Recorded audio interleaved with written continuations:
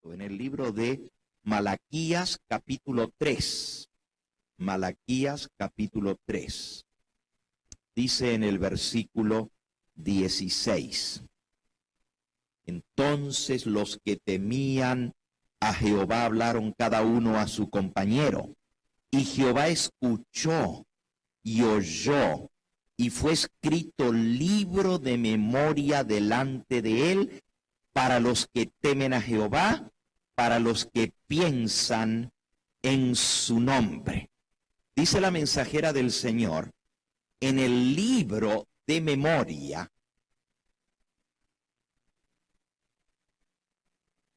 se registran las buenas obras de los que temen a Jehová y los que piensan en su nombre. Sus palabras de fe, sus actos de amor están registrados en el cielo.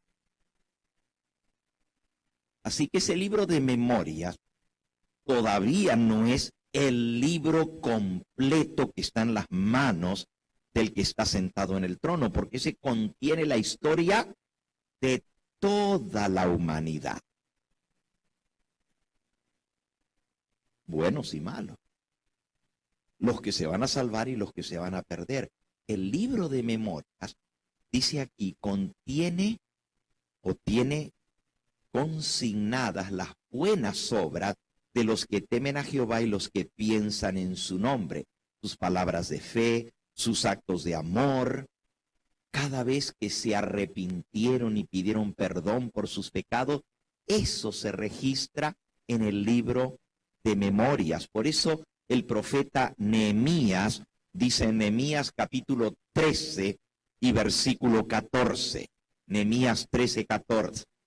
Acuérdate de mí, oh Dios mío, y no borres mis obras piadosas que he hecho por la casa de mi Dios. No borres mis obras piadosas. Las cosas buenas que yo hice están escritas también en el libro.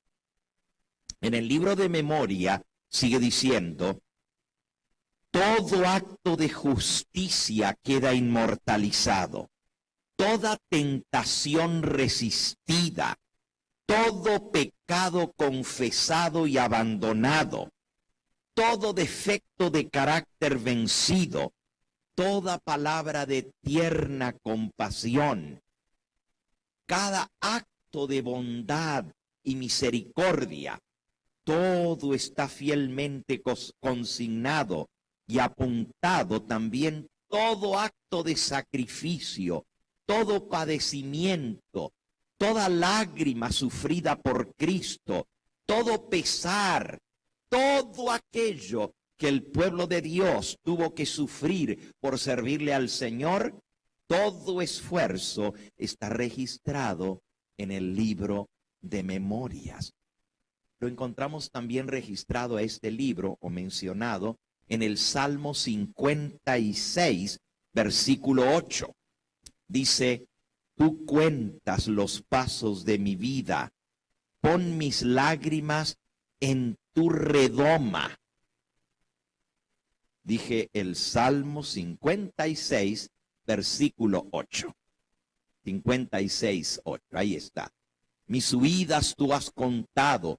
Pon mis lágrimas en tu redoma. ¿No están ellas en tu libro? Ahí se habla el salmista de que nuestras lágrimas, las veces que huimos del mal, huimos del pecado, huimos de la maldad.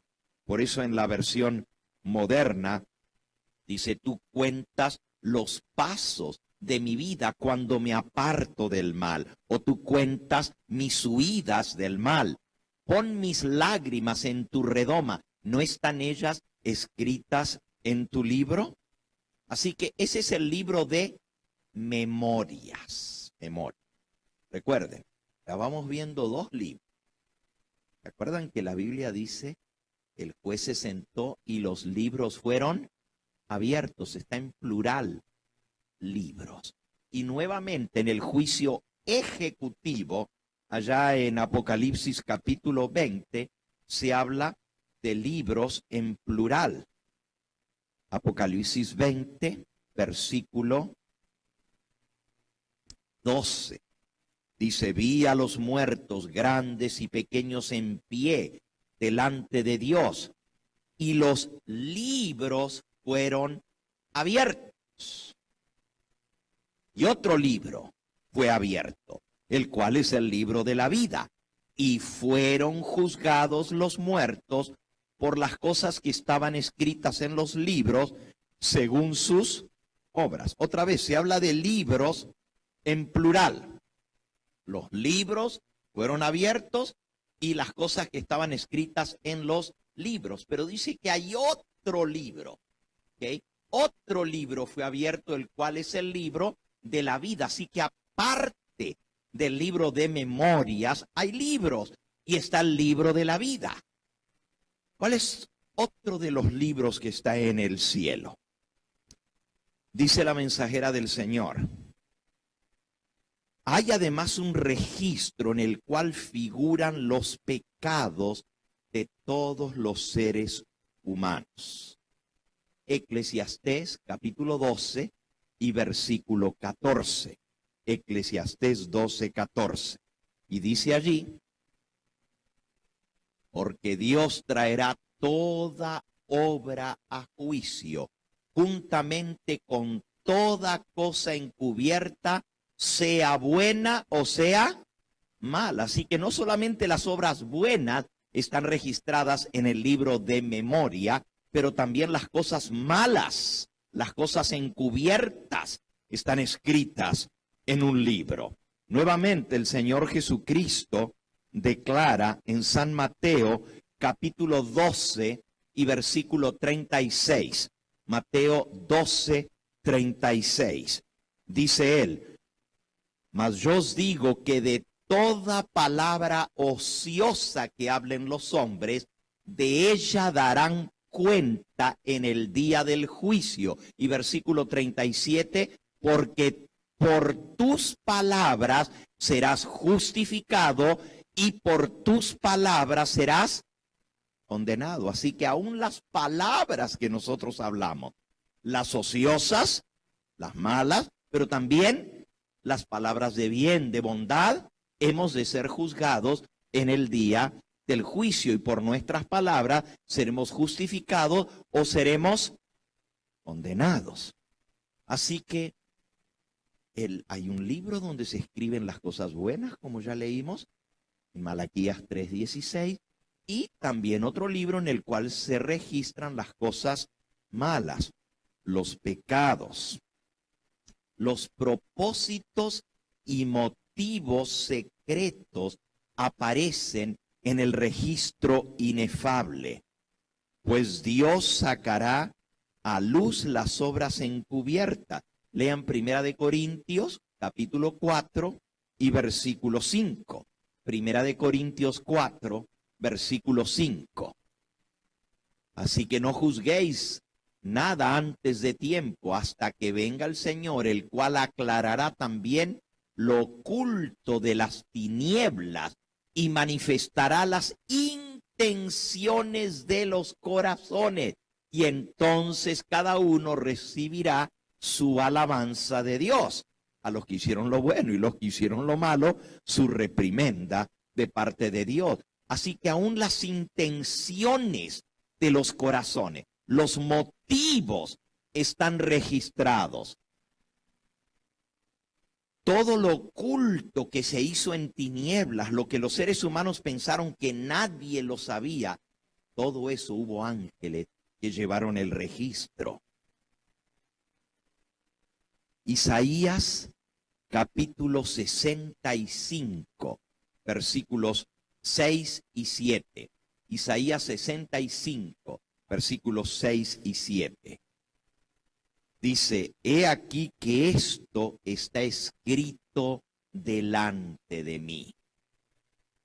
Dice el versículo 7, por vuestras iniquidades, dice Jehová, por las iniquidades de vuestros padres juntamente, los cuales quemaron incienso sobre los montes y sobre los collados, y me afrentaron, por tanto yo les mediré su obra antigua en su seno. Todo lo malo está registrado. La obra de cada uno, dice la mensajera del Señor, pasa bajo la mirada de Dios y es registrada e imputada, ya sea como fidelidad o como infidelidad. Por eso hay dos libros. Uno es el libro de registros de memoria y el otro es el registro de los pecados.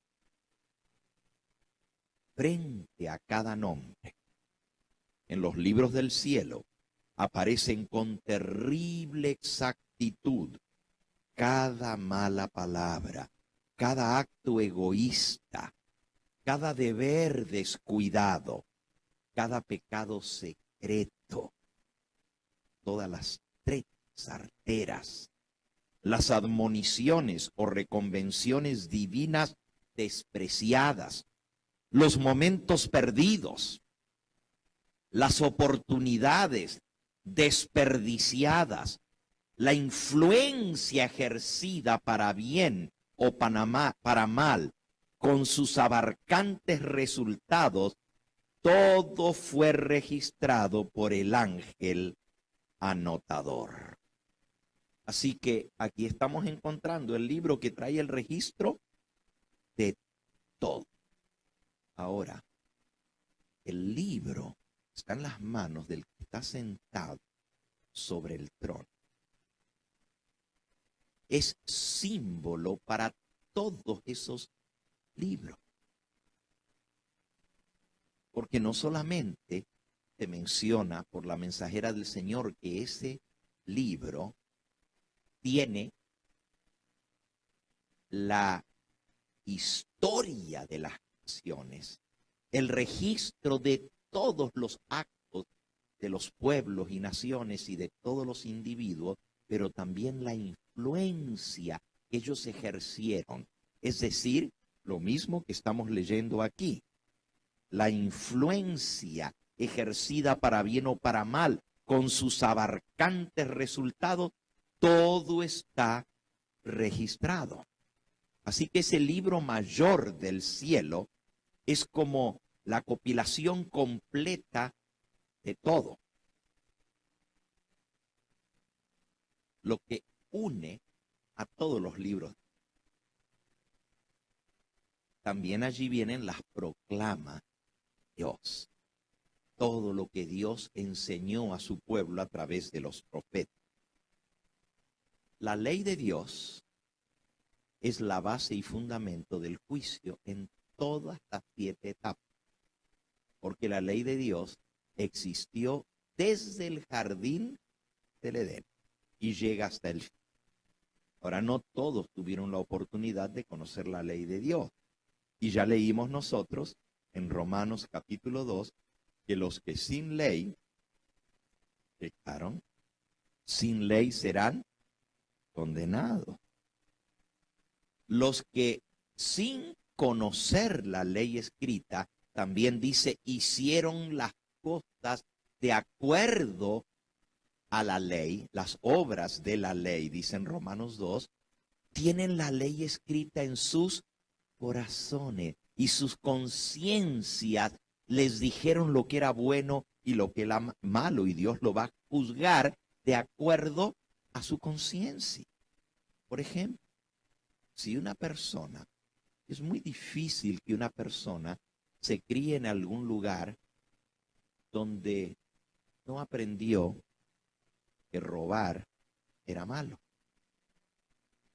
Muy difícil, porque la sociedad establece esa ley, los padres enseñan eso, y aún viene en la misma fibra de nuestro ser, porque cuando alguien va a agarrar algo que no es de él, se esconde para que no lo vean. Eso muestra que ya lo traemos.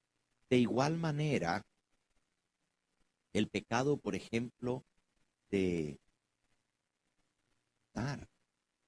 Hay algunas culturas muy remotas donde quizás el asesinato no se consideraba como un crimen, porque la cultura lo establecía, sí. Pero en la mayoría de los pueblos, el quitarle la vida a otra persona, malo, es malo. Y eso viene en la fibra del ser. Hay culturas donde el adulterio no se... Por ejemplo, en la cultura moderna que nosotros vivimos hoy en día, la ley condena la bigamia. Si tú te casas y no estás divorciado y te vuelves y te casas con otra persona, la ley te condena. ¿Mm?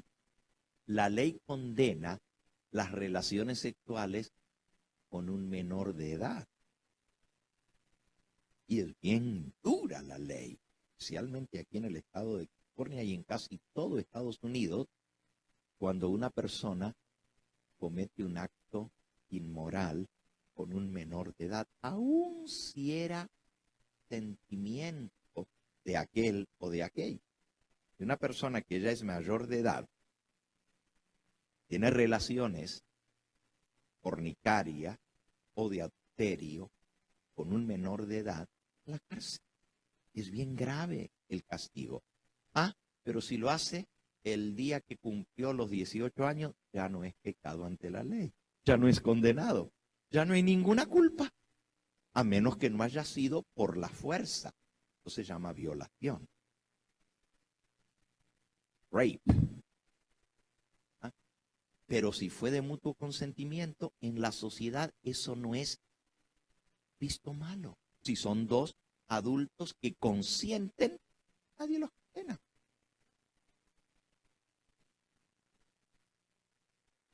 Pero a la voz de Dios es pecado. A los ojos de Dios es violación de la ley. Entonces, los que conociendo, porque en una nación como es Estados Unidos, donde todas las personas tuvieron acceso a una Biblia, en una nación que se enseñó la Biblia, que se conoce la religión cristiana, muy difícil que haya una persona que no conozca.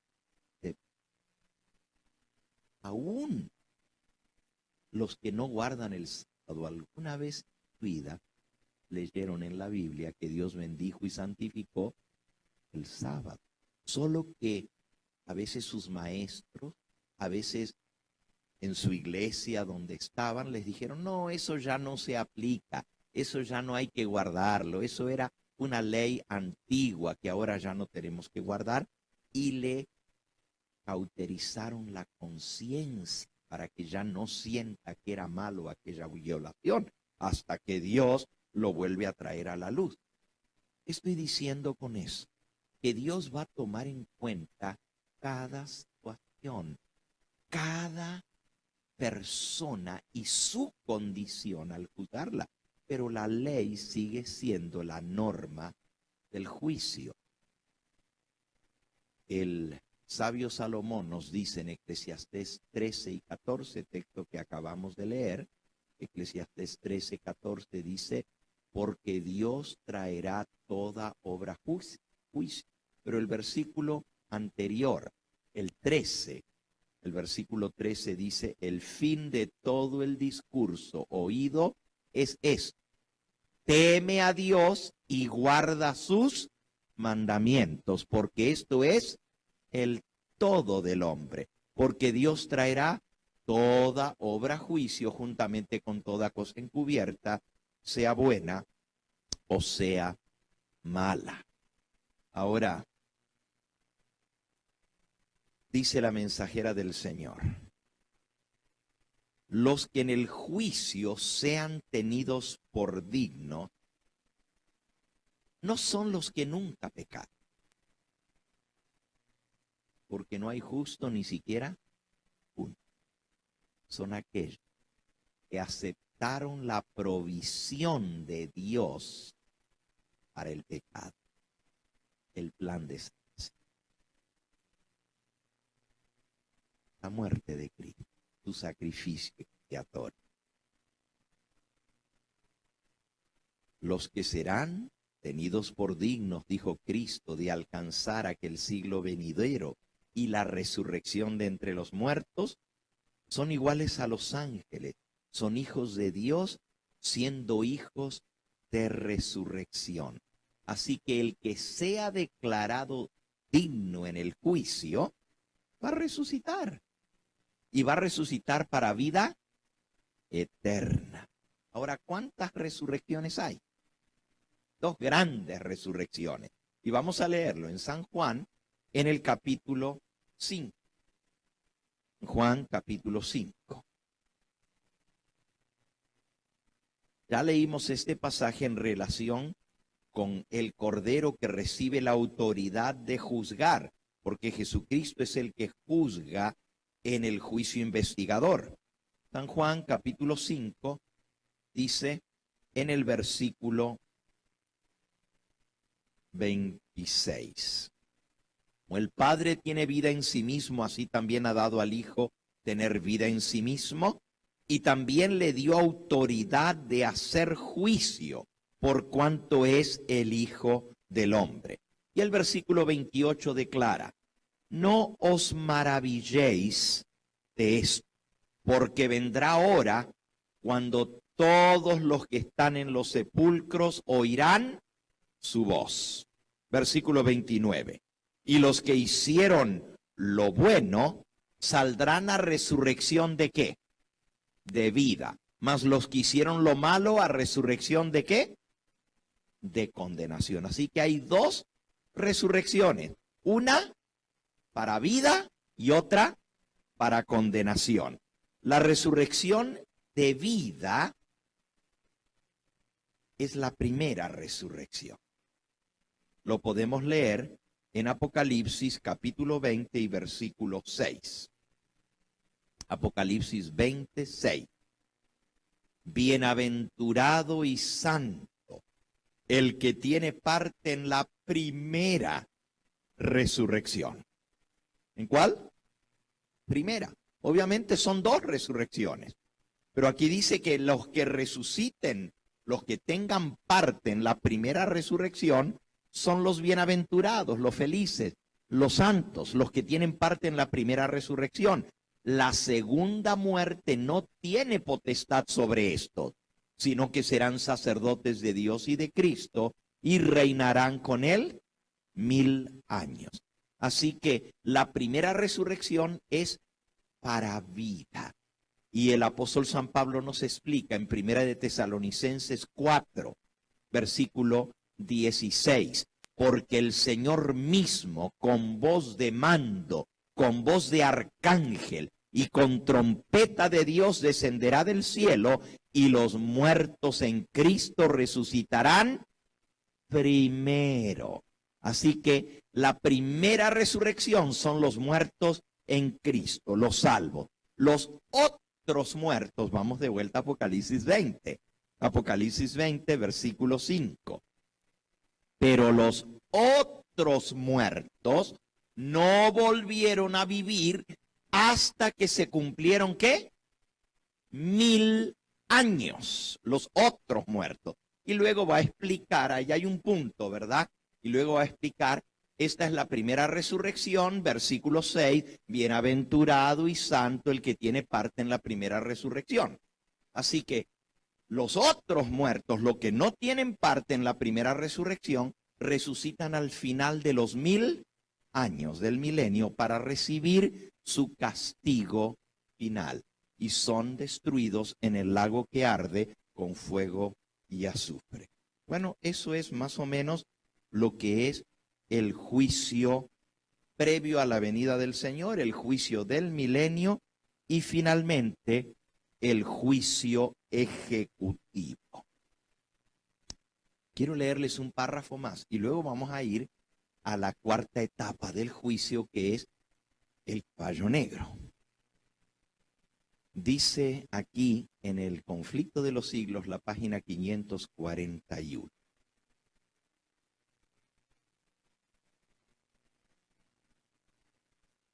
Los pecados que no hayan inspirado arrepentimiento y que no hayan sido abandonados, no serán perdonados, ni serán borrados de los libros de memoria, sino que permanecerán como testimonio contra el pecador en el día de Dios. ¿Puede el pecador haber cometido sus malas acciones a la luz del día o en la oscuridad de la noche? Eran conocidas y manifiestas para aquel que tenemos que dar cuenta. Siempre hubo ángeles de Dios que fueron testigos de cada pecado y lo registraron en los libros infalibles. El pecado puede ser ocultado, puede ser negado, encubierto para un padre, una madre, una esposa, o para los hijos y los amigos. Lo puedes encubrir de tu pastor, de los miembros de la iglesia. Nadie fuera de los mismos culpables tendrá tal vez la más mínima sospecha del mal. No deja por eso de quedar al descubierto ante los seres celestiales. La oscuridad de la noche más sombría, el misterio de todas las artes engañosas, no alcanzarán a velar un solo pensamiento para el conocimiento del Eterno. Dios lleva un registro exacto de todo acto injusto e ilícito. Él no se deja engañar por una apariencia de piedad. No se equivoca en su apreciación del carácter. Los hombres pueden ser engañados por entes de corazón corrompido, pero Dios penetra los disfraces y lee la vida interior como un libro abierto. ¡Qué pensamiento tan solemne! Cada día que transcurre lleva consigo un caudal de apuntes para los libros del cielo. Una palabra pronunciada, un acto cometido, una mirada. No puede ser retirada del... Los ángeles tomaron nota tanto de lo bueno como de lo malo. El más poderoso conquistador de este mundo no puede revocar el registro de un solo día. Hoy en día, las personas que tienen influencia o tienen dinero o tienen acomodo, pueden conseguir por dinero o por influencia o por acomodo que se les limpie su registro penal, que no aparezca su registro penal. Pero eso no pasa. Pues todo el mundo. Eso no pasa con los registros del cielo. Nuestros actos, nuestras palabras, hasta nuestros más secretos motivos, todo tiene su peso en la decisión de nuestro destino para dicha o para desdicha. Podemos aún olvidar lo que hicimos, pero no por eso dejará de testificar en nuestro favor o en nuestra contra. Así como los rasgos de la fisonomía son reproducidos con minuciosa exactitud en una foto, o te sacan una foto, te ves exactamente tu fisonomía, tal cual como te mira. A veces decimos, ay, retóqueme un poquito para que no se vean mis arrugas, ¿verdad? Pero la foto no hace eso. Sale exactamente aún. Estabas enojado, si estabas triste, estabas taciturno, estabas alegre, todo sale en la foto. Y eso es solo una foto de una sola dimensión. En la página 541, Conflicto de los Siglos, dice, así también el carácter queda fielmente delineado en los libros del cielo. Sin embargo, con cuán poca preocupación conducimos diariamente, cuán poco nos interesa ese registro que debe ser examinado por los seres celestiales. Si se pudiese descorrer el velo que separa el mundo visible del invisible y los hijos de los hombres pudiesen ver a un ángel apuntar cada palabra, cada acto, cada mirada que volverán a encontrar en el día del juicio, cuántas palabras de las que se pronuncian cada día no se dejarían de pronunciar, cuántos actos no se dejarían sin realizar. El juicio determinará el empleo que se haya hecho de cada gente. ¿Cómo hemos empleado el capital del cielo que Él nos concedió? A la venida, ¿recibirá el Señor lo que es suyo con intereses? ¿Se acuerdan la parábola de los talentos? Del que recibió 10, el que dio 5 y el que recibió un solo talento. ¿Hemos perfeccionado las facultades que fueran confiadas a nuestras manos, a nuestros corazones y a nuestros cerebros para la gloria de Dios y provecho del mundo? ¿Cómo hemos empleado nuestro tiempo, nuestra pluma, nuestra voz, nuestro dinero, nuestra influencia?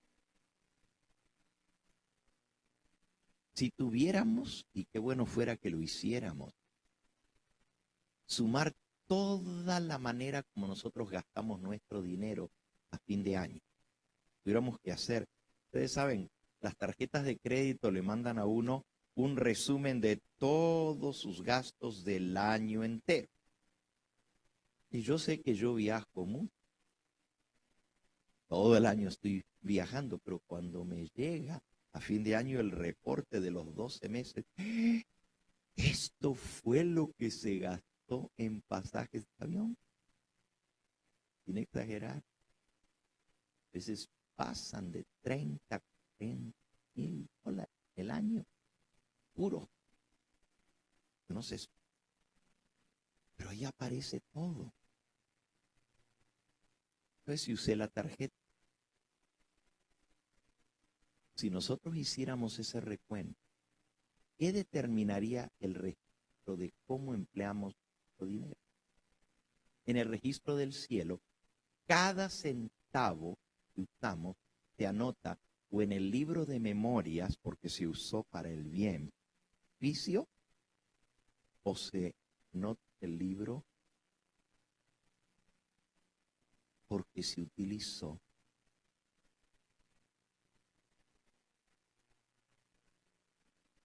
A veces gastamos más dinero en diversiones, en aparatos para entretenernos, e invertir en la obra de nuestro. Pero saben, hermanos, Dios lleva los compras.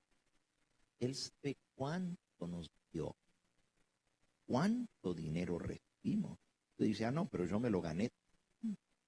Ah, ¿y quién te dio la vida? ¿Y quién te dio la fuerza? ¿Y quién te dio la salud? Hasta la comida que comiste no la hizo Dios. Y el sol que te dio vida no lo hizo Dios. Y el aire que respiraste se lo tuviste que pagar a Él.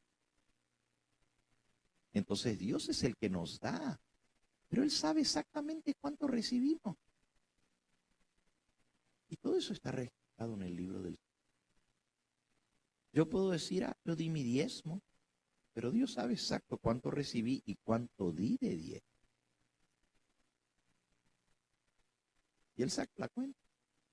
Y en los registros del cielo está si dimos un diezmo fiel o no más. Algo. Traed todos los 10 al alfolí y haya alimento en mi casa, dice.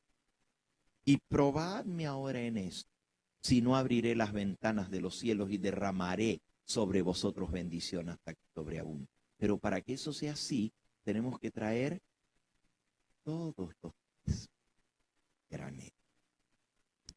Yo he contado esta historia más veces, pero yo estaba estudiando en la Universidad Adventista.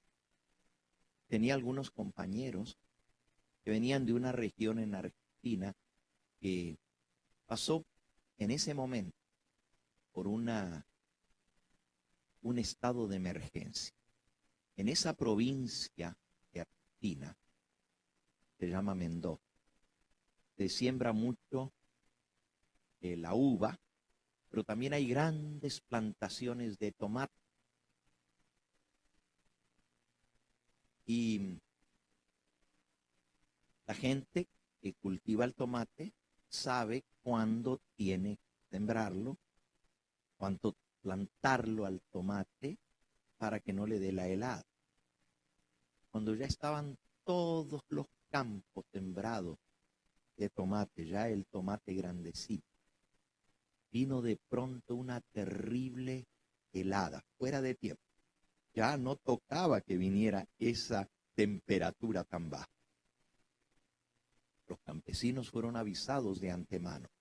Muchos comenzaron a hacer fogatas, comenzaron a echarle ramas secas al fuego y luego ramas verdes y hojas para hacer humo, porque el humo hace que la helada no caiga tan fuerte, evita que queme las plantas cuando hay humo.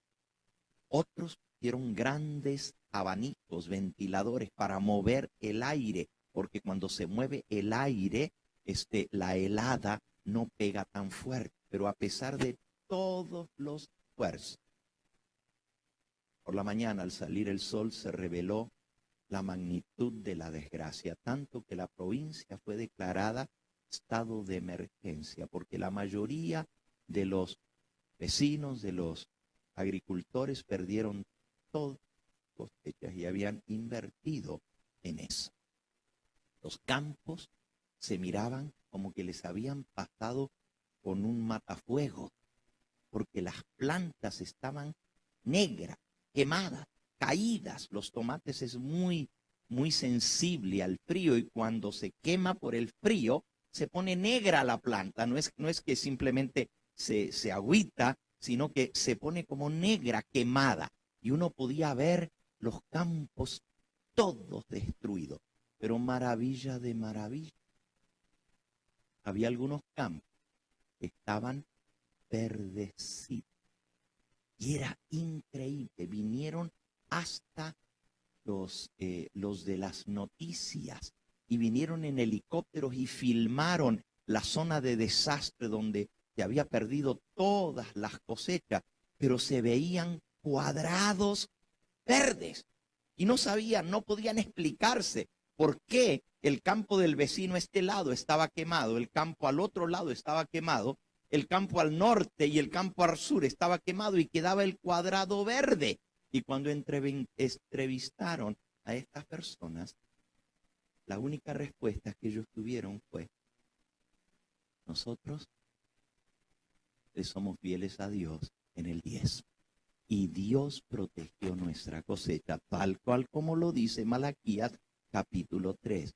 Y saben, hermanos, un testimonio muy precioso, pero lo triste fue que había muchos de esos campesinos que eran adventistas. Y no todos el Señor les protegió. No. Fue un testimonio muy, el testimonio de los adventistas que eran fieles al Señor diezmo. No les tocó el frío campo, pero había otros que bien eran adventistas. Y en esa zona donde se cultiva el tomate, había como 40 familias adventistas que cultivaban tomate. La iglesia ese miércoles por la noche escuchó los testimonios, los hermanos a quien Dios había hecho, pero también vieron las lágrimas de los otros vecinos bien adventistas cuyas cosechas habían sido destruidas. Y uno por uno los fueron pasando al y dando testimonio. Dios no se equivoca. Yo soy el que les saben, compañeros míos, los tuvieron que sacar de la universidad, familias adventistas, que les pagaban sus estudios, porque no tuvieron dinero para seguir esto. Pero aquellos que fueron fieles, no, como todo el tomate se dañó, ese año los que tenían tomate les pagaban el kilo 10 veces más que lo normal, porque no había tomate en ninguna parte. Y yo me recuerdo el testimonio de una compañera de estudios mío que contó: mis padres decidieron que en lugar de darle al Señor el 10% de esa cosecha y quedarse con el 90%, decidieron darle al Señor el 90% y quedarse con el 10%. Porque como le estaban pagando el kilo de tomate 10 veces más, todavía si ellos se quedaban con el 10%, estaban recibiendo más que lo que normalmente hubieran recibido, porque si lo vendían al precio regular todavía daban su diezmo. Pero en este caso le dieron a la obra de Dios el 90% en agradecimiento a Dios y se quedaron con el 10% ellos, en agradecimiento a Dios. Ahora, lo que digo es, si Dios se fija en el detalle, hubo un hermano que dijo: yo siempre he entregado. Y el pastor en la iglesia se paró y dijo: yo doy testimonio de que este hermano todos los meses, ¿estás? Y no entiendo por qué se quemó. Y nadie podía entender, hasta que la esposa se acercó a él y le dijo: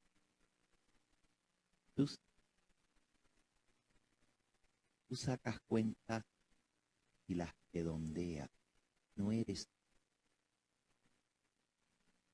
Dios quiere fieles. Y el hermano lágrimas nos dio, y más o menos calculaba.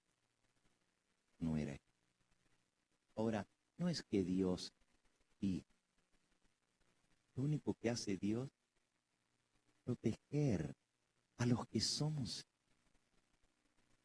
Dios puso su mano para cubrir esos campos. No es que Él maldijo a los otros. La maldición vino por la desgracia de la temperatura que bajó. A todos por igual les hubiera tocado. Pero aquellos que fueron fieles, Dios lo dice. Malaquías capítulo 3. Malaquías capítulo 3. Dice el versículo 10. Traed todos los diezmos al alfolí, y haya alimento en mi casa, y probadme ahora en esto, dice Jehová de los ejércitos, si no os abriré las ventanas de los cielos y derramaré sobre vosotros bendición hasta que sobreabunde. Reprenderé también por vosotros al devorador, para que no destruya el fruto de la tierra, ni vuestra vid en el campo será estéril, dice Jehová de los ejércitos. Y todas las naciones os dirán bienaventurados, porque seréis tierra deseable, dice Jehová de los ejércitos.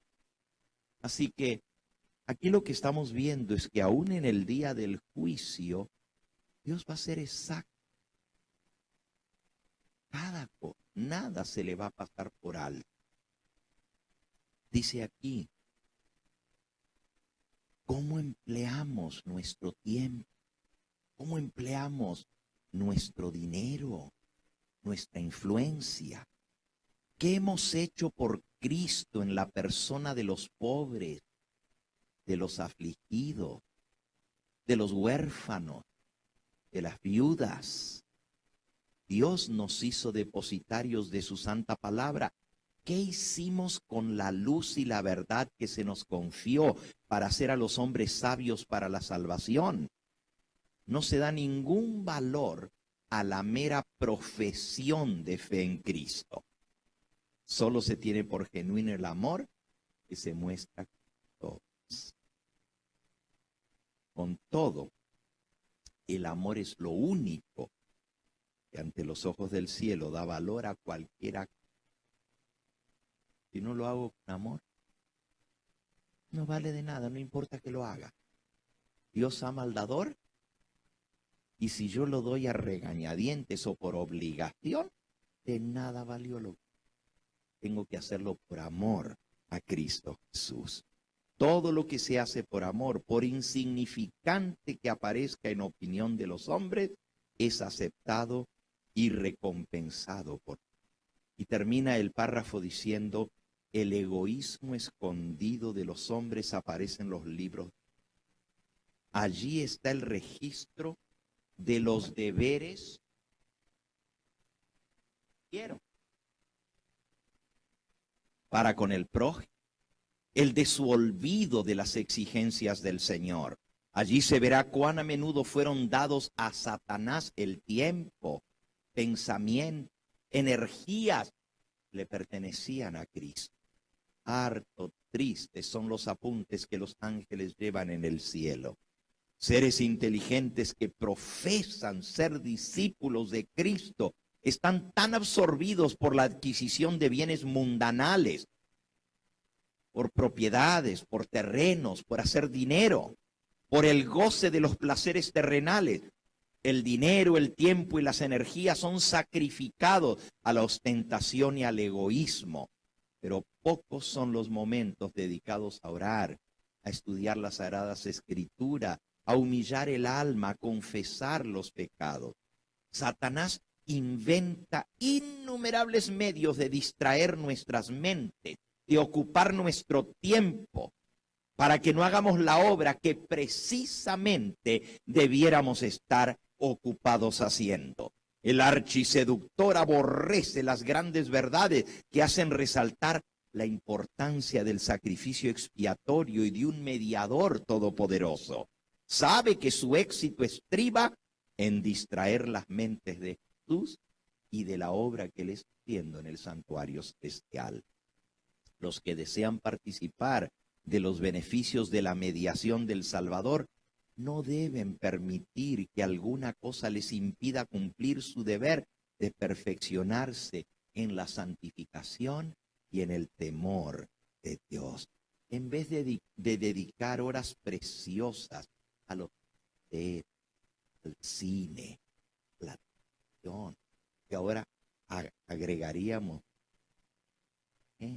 cosas que reportan beneficio espiritual, en lugar de dedicar esas horas preciosas, si las consagraran a un estudio serio y con oración de la palabra de verdad, cuán conocimiento adquirirían, serían especialistas en presentar la palabra de Dios. El pueblo de Dios debería comprender claramente el asunto del santuario y del juicio que se está llevando a cabo en el cielo ahora. Todos necesitan conocer por sí mismos el ministerio y la obra de su gran sumo sacerdote. De otro modo, les será imposible ejercitar la fe tan esencial en nuestros tiempos o desempeñar el puesto al que Dios los está llamando. Cada cual tiene un alma que salvar o que perder. Todos tienen una causa pendiente ante el tribunal de Dios. Cada cual deberá encontrarse cara a cara con el gran juez. Cuán importante es, pues, que cada uno contemple a menudo de antemano la solemne escena del juicio en sesión, cuando se abren los libros del cielo, cuando con Daniel cada uno tendrá que estar en pie al fin de los días. Y entonces viene la declaración más importante de todas que hemos leído hasta ahora. El santuario en el cielo es el centro mismo de la obra de Cristo en favor de los hombres. Concierne a toda alma que vive en esta tierra. nos revela el plan de redención, nos conduce hasta el fin mismo del tiempo y anuncia el triunfo final de la lucha entre la justicia y el pecado. Es de mayor importancia que todos investiguemos a fondo estos asuntos y que estemos siempre prontos a dar respuesta a todo aquel que nos pide razón de la esperanza que hay en nosotros. La intercesión de Cristo por el hombre en el santuario celestial es tan esencial para el plan de salvación como lo fue su muerte en la cruz. Fíjense, de nada serviría que Cristo hubiera muerto y Él no estuviera intercediendo por nosotros en el santuario celestial. Con su muerte dio principio a aquella obra para cuya conclusión ascendió al cielo después de su resurrección.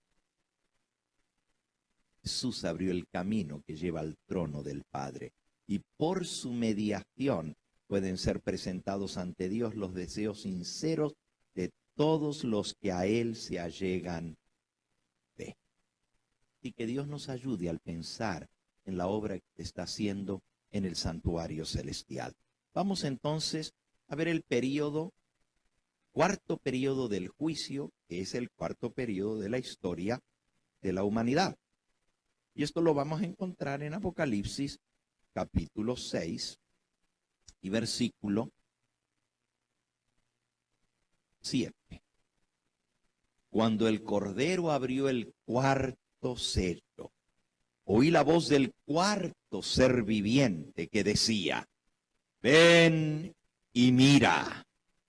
Y miré, y he aquí un caballo amarillo, y el que lo montaba tenía por nombre Muerte, y el Hades lo seguía. Y le fue dada potestad sobre la cuarta parte de la tierra para matar con espada, con hambre, con mortandad y con las fieras de la tierra. Este cuarto periodo de la historia de la humanidad, el caballo que aparece es amarillo, pero no es el color amarillo fuerte o el color amarillo subido, brillante. En el griego, la palabra que se usa aquí es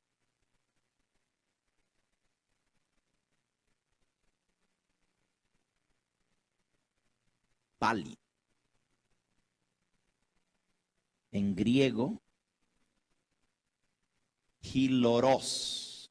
Hiloros quiere decir un color mancillento, un color amarillo pálido. Es el color de la muerte, el color amarillento. Con el caballo pálido llegamos a un periodo de la muerte espiritual del pueblo.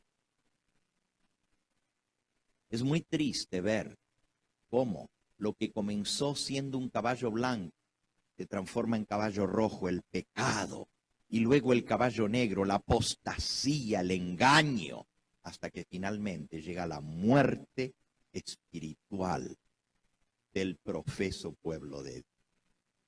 Ese cuarto periodo lleva desde que un hombre llegó a sentarse en el trono de Dios, hacerse pasar por Dios, y se sometió a todo el mundo cristiano a que se sujetasen a los dictámenes y las enseñanzas de ese hombre.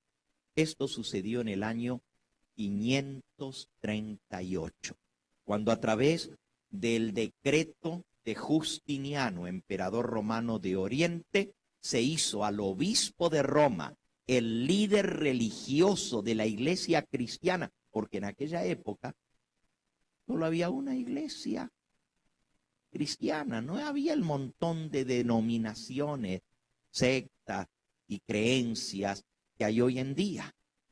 Era una sola. Pero ya la iglesia cristiana había sido infiltrada, como vimos en el tercer sello del caballo negro. Y ahora llega a su apogeo el engaño. Y la obra satánica por excelencia, la coronación del engaño, fue cuando se puso a un hombre como sumo pontífice de la iglesia. Cuando la Biblia nos dice, el sumo pontífice es Cristo Jesús. O sea, se hizo a un lado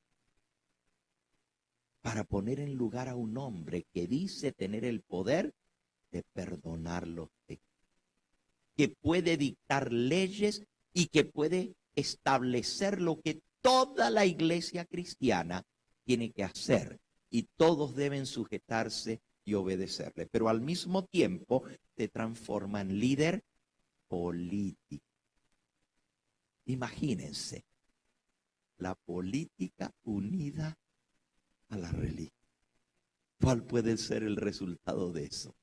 La política mezclada con la religión.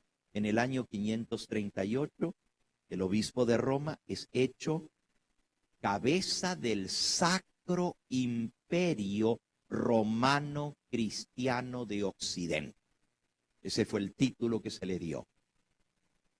Sumo Pontífice Romano del Sacro Imperio de Occidente, que incluía toda Europa. Todas las naciones de Europa tenían que sujetarse, y las tres que no se quisieron sujetar fueron destruidas, tal cual como lo predecía la profecía de Daniel capítulo 7. El surgimiento del cuerno pequeño iba a arrancar a 3 cuernos para poder surgir. Cuando leemos la descripción que se nos da de ese periodo de la historia, es muy gráfico. El caballo es pálido, es la muerte espiritual del pueblo de Dios. El que lo montaba se llama muerte. Y dice, y aquí se personifica al jinete, como la muerte se la personifica como un jinete, pero el sepulcro, el Hades, dice que le seguía por detrás. O sea, se está personificando la muerte y se está personificando el sepulcro. Así de terrible es ese periodo. En la historia se le conoce como la edad del oscurantismo. La edad media se le llama, pero también es la era de niebla, donde toda la gente se sujetaban a un hombre. Los reyes de las naciones, todos tenían que obedecer a un hombre. Y ese hombre, y a dispensar aún la ley de Dios, tener propia del obispo de Roma. Esta es la época de la supremacía del papado. Ahora, también nos menciona algo más este periodo. Miren lo que dice allí el versículo 8. Caballo amarillo, y el que lo montaba tenía por nombre Muerte, y el Hades le seguía, y le fue dada potestad sobre la 4ª parte de la tierra para matar con espada, con hambre, con mortandad y con las fieras de la tierra. Qué interesante. Los 4 métodos que ha utilizado Roma para perseguir a los fieles de Dios. ¿Por qué dice una 4ª parte de la tierra? Porque justamente la tierra conocida en la Edad Media, el Imperio Romano ocupaba una 4ª parte. Los continentes que se conocían en aquella época, todavía no se había descubierto el continente americano, ni el continente australiano, ni las islas del Pacífico. Pero si usted se fija, estaba Europa, pero Europa estaba dividida en 2. El Imperio Romano era Imperio Romano de Occidente e Imperio Romano de Oriente. El Imperio Romano de Oriente tenía su sede en Constantinopla, la capital, lo que hoy en día se llama Istambul, Constantinopla. Y el Imperio Romano de Occidente tenía su capital en Roma. Así que el imperio estaba dividido en 2, pero aparte, fuera del Imperio Romano, estaba el continente asiático y el continente africano. Así que si usted suma Imperio Romano de Oriente, Imperio Romano de Occidente, África y Asia, lo que hoy en día es pues, la China, la India, todo eso que ya era conocido en aquella época, el mundo queda dividido en 4 partes. Y a este que se llama la muerte y le sigue el sepulcro por detrás, se le da, dice aquí, poder se le dio potestad sobre la 4ª parte de la tierra para matar con espada, con hambre, con mortandad y con las fieras de la tierra. Qué interesante. El mismo decreto que hace del obispo de Roma cabeza del Sacro Imperio Romano Cristiano, te da autoridad para matar, para perseguir y matar a los herejes. Y se desata la tremenda, gran Inquisición, que le llamaron la Santa Inquisición, que de santo no tenía nada. Millones de cristianos, más de 50, fueron asesinados durante ese periodo de la historia de la humanidad, hasta que vino la Reforma Protestante. La Santa Inquisición persiguió a todos los herejes. No solamente persiguió a los cristianos que le eran fieles a Dios y a su ley, persiguió a los musulmanes. Las cruzadas se llamaban contra los infieles árabes. Persiguió a los judíos, exterminándolos. Persiguió a los cristianos que no estaban sujetos a Roma. Y hubo una cantidad de pueblos. Y ahora no estoy hablando de la Reforma, porque todavía la Reforma no ha venido. Cuando se divide el mundo cristiano en católico y protestante, eso va a ser bajo el 5º sello, la Reforma protestante. Pero ahora estamos en el 4º. Y en el 4º sello no había protestantes, pero había una cantidad de pueblos que no se sujetaron a Roma, ni agacharon la cabeza para obedecer al hombre de pecado, al hijo de perdición, el que se sentó en el templo de Dios haciéndose pasar como si fuera Dios. Algunos de esos pueblos solamente conocemos de ellos por los registros que tiene la Santa Inquisición. Y los acusaban de todo. No sabemos si era cierto de las cosas que los acusaban. Pero, por ejemplo, se levantaron cruzadas de la Santa Inquisición contra los valdenses. Los valdenses era un pueblo pacífico que vivía al norte de Italia, en el Piamonte. El Piamonte son los valles y montes más bajos de los Alpes que están al norte de Italia. Allí vivían miles y miles de cristianos que nunca quisieron sujetarse a Roma. No aceptaban al Papa como cabeza de la iglesia. Decían, nosotros tenemos una sola cabeza y la cabeza de la iglesia es Cristo Jesús. Tampoco bautizaban a sus niños al nacer, porque decían que el bautismo era para aquellos que aceptaban a Cristo y entendían lo que era el pecado y se arrepentían. Tampoco guardaban el domingo, en el sábado, según el mandamiento de Dios. ¿Saben cuán denso terminó el poder de matar con mortandad, con espada, con hambre y con las fieras de la tierra?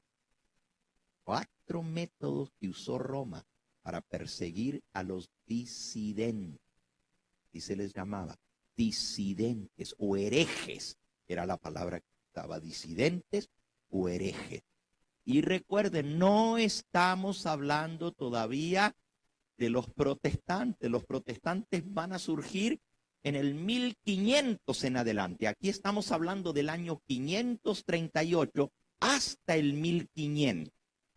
Ese periodo de supremacía absoluta del papado. Solo valdenses, más de 3,5 millones fueron asesinados. Otro pueblo se llamaban los albigenses. Los albigenses también se refugiaron en las montañas. Estaban regados por todas partes de Europa, pero cuando la persecución se desató contra ellos, huyeron a los lugares altos de las montañas. Fueron exterminados. Otros se llamaban los lollardos. 200 años antes de la Reforma Protestante, también fueron perseguidos. Estos estaban en Inglaterra y seguían las enseñanzas del lucero de la Reforma, que se llamó Wycliffe, 200 años antes de Martín Lutero. Pero no solamente los lollardos. En la Europa central estaban los husitas. Casi siempre a los que se tilda de herejes se les pone el nombre de el que les enseñó el camino del Señor, ¿verdad? Por ejemplo, cuando llegaron los reformadores, pues a los que seguían las enseñanzas de Lutero se les llamó luteranos. A los que seguían las enseñanzas de Pedro Baldo se les llamó valdenses, por eso se llamaban valdenses, porque seguían las instrucciones o las enseñanzas de un maestro que ellos tuvieron que se llamaba Pedro Baldo.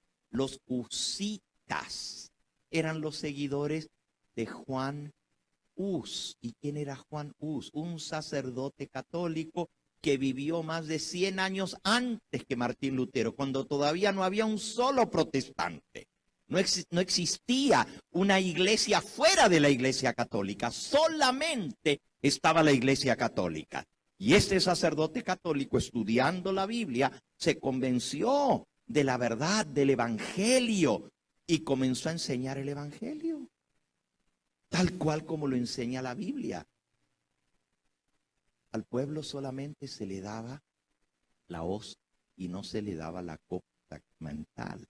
Y este sacerdote, Juan Hus, dijo, pero ¿por qué? Si Cristo dijo, si no comiereis la carne del Hijo de Dios y no bebiereis la sangre, no tendréis vida eterna. Y él dijo, no solamente hay que darles la hostia, hay que darles también la copa sacramental. Y comenzó a dar a todos los que venían a confesarse y a comulgar, les daban no solamente el pan, sino también el vino. Lo declararon hereje. Y luego les decía, no se confiesen conmigo. Allá están los cuartos del confesionario. Vayan a confesarse con Dios, que es el único que perdona los pecados. Y la gente decía, pero ¿cómo vamos a ir al confesionario y con quién le vamos a hablar? Y él les decía, háblenle a Dios, no al sacerdote, que el sacerdote no puede perdonar los pecados. Lo declararon hereje. Y a todos sus seguidores los persiguieron como que fueran una plaga. Miren, la carta del Papa Martín V, se llamó ese Papa Martín V, le escribió al rey de Bohemia. Bohemia es lo que ahora se llama Checoslovaquia. En aquella época se llamaba las tierras de Bohemia. Y le escribe al rey de Bohemia, el Papa Martín V, y le dice, tienes que exterminar a los asquerosos husitas. Esta gente cree que pueden estar sin la ley de la iglesia y se hacen ellos mismos su ley. ¿Cómo puede ser que no obedezcan al hombre que Dios ha puesto representante suyo en la tierra? Esta gente le enseñan a que todos son iguales y que no hay que someterse para confesar los pecados a un sacerdote. Por eso y todos los demás, las demás herejías, tienes que exterminarlos, borrarlos. Y el rey de Bohemia le hizo caso al Papa Martín V y levantó el ejército con citas. Solamente en 1 año y medio que duró la cruzada contra los citas, murieron 1.200.000 de seguidores.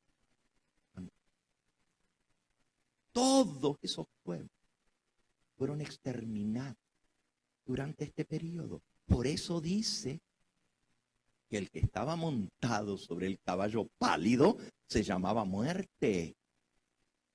Y el Hades, el sepulcro, le seguía y le fue dado potestad para matar con hambre, con mortandad, con pestilencias o pestes y con las fieras de la tierra.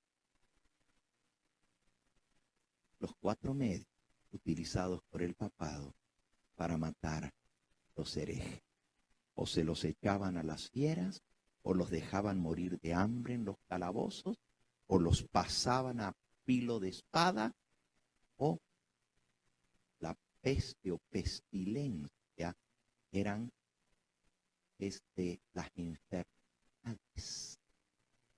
Corrían entre ellos porque no les daban ningún tipo de atención médica. Eso ya comenzó desde el periodo anterior.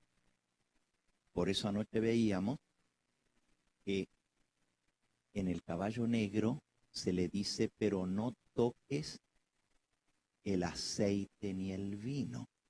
Y anoche me decía el hermano Luis a la salida, el aceite y el vino fue lo que usó el buen samaritano para curar al que estaba herido. La orden allá fue: no toques el aceite ni el vino, no lo dañes. O sea, los que querían hacer el bien tenían todavía la posibilidad de ayudar a las personas. Pero en la Edad Media la muerte se montó arriba del caballo. Y ahora ya no está la orden: no toques el aceite ni el vino. Ahora el que está montado se llama muerte, y el sepulcro le sigue, el Hades le sigue por detrás, y se le dio poder sobre 1/4 parte de la tierra, todo lo que es Europa, la 1/4 parte del mundo conocido de aquel entonces, se le fue entregado en su mano para matar, para destruir, herir, pestilencia. Se les prohibía siquiera recibir atención médica. Se quemaba sus casas, las convertían en muladares. Todo lo que tenían era confiscado. Eran llevados ante los tribunales y acusados. Y la Santa Inquisición mató a más de 50 millones. ¡Wow! Verdaderamente, cuando el juicio en el cielo abrió cuarto sello, un momento muy triste,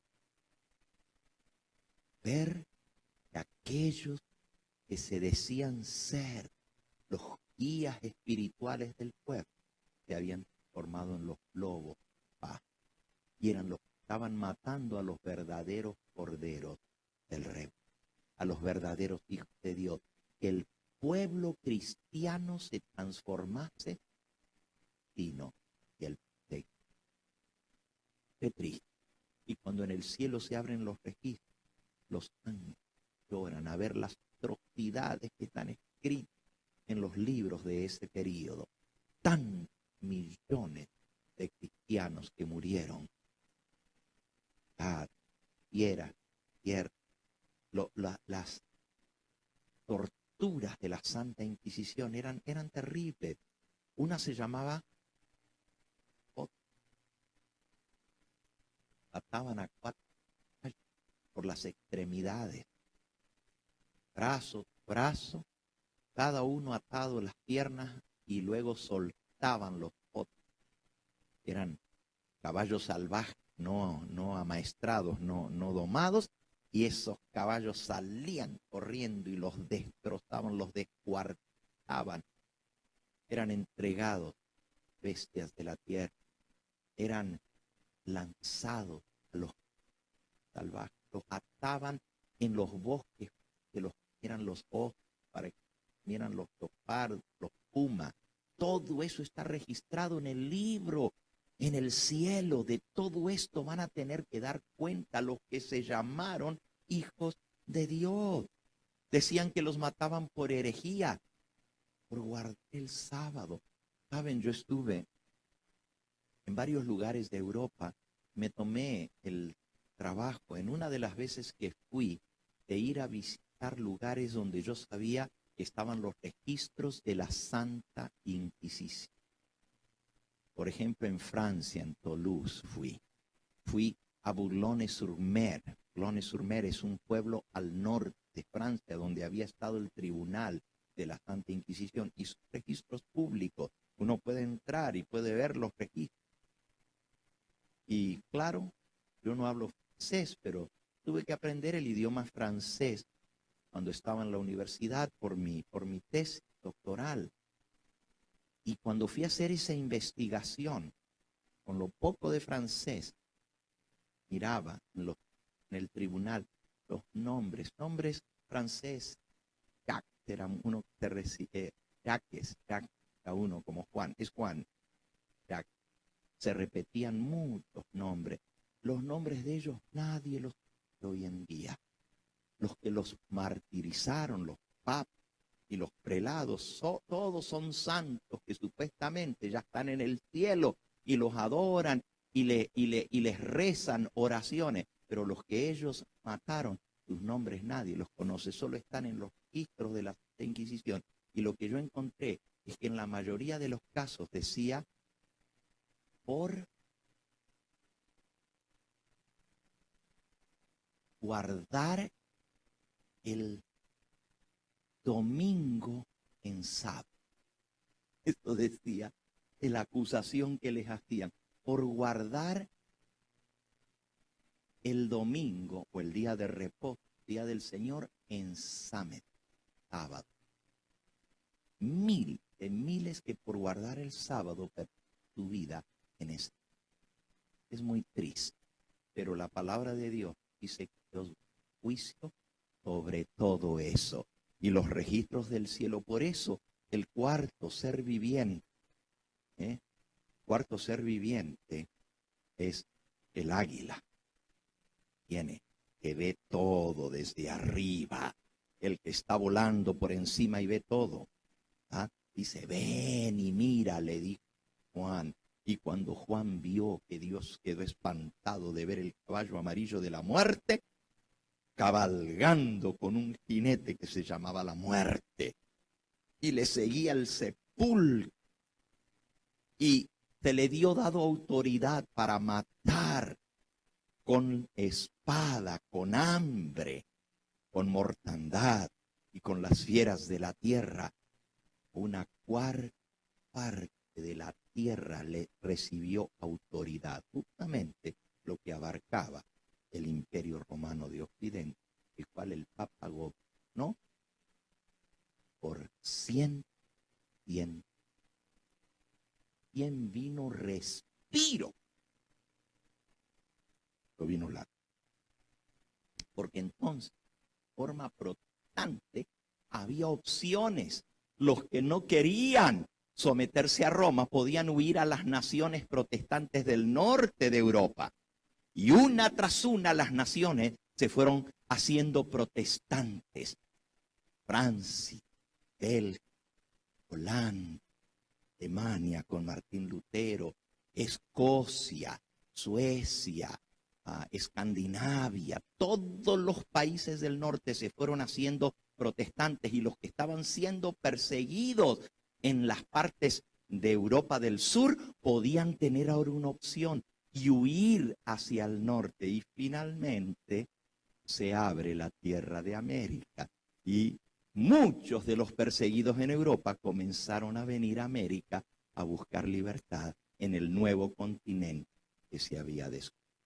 Pero eso es para mañana, el quinto sello. Pregunta.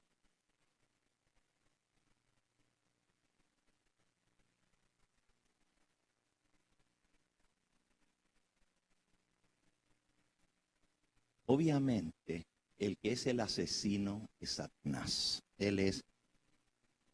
La pregunta es, el versículo dice, le fue dada potestad sobre la cuarta parte de la tierra para matar. ¿Quién le dio esa potestad? En la Biblia se presenta como que muchas veces Dios hace las cosas cuando Él lo permite. No es que Dios le dijo, bueno, ahora yo te mando a ti a matar. Pero como Dios te lo permitió. Lo mismo se dice del mismo poder de la bestia en Apocalipsis capítulo 13. Apocalipsis capítulo 13, hablando de la bestia, dice, se le permitió, versículo 7, Apocalipsis 13, 7, se le permitió hacer guerra contra los santos y vencerlos, y también se le dio autoridad sobre toda tribu, pueblo, lengua y nación. Así que al papado, aquí está hablando del papado, el mismo poder, se le permitió. Como Dios le permite, porque Dios no lo evitó, porque estaba escrito en su libro que así iba a ser, y los fieles hijos de Dios iban a tener que sellar con su vida el martirio. Por eso se dice como que le fue dada potestad, pero quien le dio la potestad fue Satanás. Y eso lo podemos leer en el versículo 1 del capítulo 13 de Apocalipsis. Dice, me paré sobre la arena del mar y vi subir del mar una bestia que tenía 7 cabezas y 10 cuernos, y en sus cuernos 10 diademas, y sobre sus cabezas un nombre blasfemo. Y versículo 2, y la bestia que vi era semejante a un leopardo, con patas como de oso, con boca de león, y el dragón. Estamos en el versículo 2 de Apocalipsis 13. Y el dragón, fíjense, le dio su poder y su trono y grande autoridad. Aquí está quien le dio la autoridad, porque en Apocalipsis 6 dice que se le dio autoridad o potestad. Potestad es lo mismo que poder. ¿Okay? Y aquí nos dice quién le dio a la bestia, ese poder perseguidor, el poder para matar. El dragón, el diablo, le dio su poder y su trono y grande autoridad. Pero Dios lo permitió, dice el versículo 7. Se le permitió hacer guerra contra los santos y vencer. Muy bien, por aquí vamos a terminar en esta noche. Mañana seguimos con el quinto sello, y ahí hay algo muy interesante. Nomás se los leo como hago cada noche para despertarles el interés para el próximo día. El versículo 9 dice, cuando el Cordero abrió el quinto sello, Apocalipsis 6, 9, vi bajo el altar las almas de los que habían sido muertos por causa de la palabra de Dios y por el testimonio que tenían, y clamaban a gran voz diciendo, ¿hasta cuándo, Señor, santo y verdadero, no juzgas y vengas nuestra sangre en los que moran en la tierra? Y se les dieron vestiduras blancas y se les dijo que descansasen todavía un poco de tiempo hasta que se completara el número de sus consiervos y sus hermanos, que también debían de ser muertos como ellos. ¿Están los muertos conscientes? ¿Cómo están clamando? ¿Cómo están pidiendo que se haga justicia?